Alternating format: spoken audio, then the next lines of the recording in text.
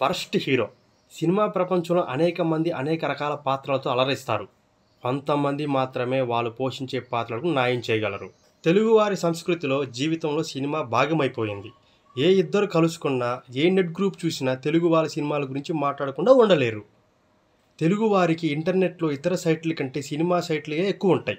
ఇండియాలో విడుదలవుతున్న సినిమాల్లో ఎక్కువగా వాణిజ్యపరంగా 2వ స్థానంలో తెలుగు సినిమా ఉంది. 30,000కు పైగా పాటలు పాడిన గాయకుడు ఎస్పి బాలసుబ్రహ్మణ్యం గారు మంచి నటుడే.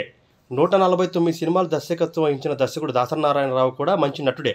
100 సినిమాలకి పైగా సినిమాలు నిర్మించిన నిర్మాత రామానాయుడు కూడా మంచి నటుడే. చాలామంది సినిమా ప్రపంచంలో నటుడిగా నటించడానికి వచ్చి వివిధ రంగాల్లో పనిచేస్తుంటారు. అందులో హీరో పాత్ర చేయడానికే ఎక్కువగా ఆసక్తి చూపుతారు. గొప్ప పనులు, గొప్ప విజయాలు సాధించే వారికి ఇచ్చే బిరుదే హీరో. అప్పట్లో హీరో అంటే ఒక రాముడు, ఒక ధీరుడు, ఒక సూర్యుడు.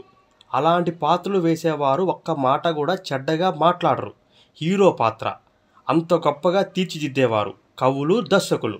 కొంత తరం తర్వాత కొత్తతనం కోసం హీరో పాత్రను నెగిటివ్ ఛాయల్లో ఉన్న షేడ్స్ను నటింపజేసే విధానంగా క్రియేట్ చేశారు దర్శక కవులు. ఇప్పుడు విలనే హీరో. ఆ క్యారెక్టర్లో ఎంత నెగిటివ్ ఉంటే అంత మంచి హీరో. బూతులు, వల్గారిటీ ఎద్దవగా ఉండేవాడే హీరో. న్యూట్రన్ అంటూ హీరో పాత్రలను విలన్గా ప్రవేశపెట్టిన దర్శక కవులు హీరోను వర్స్ట్ హీరోగా తీర్చిదిద్దారు ప్రజెంట్ డైరెక్టర్స్ అండ్ రైటర్స్.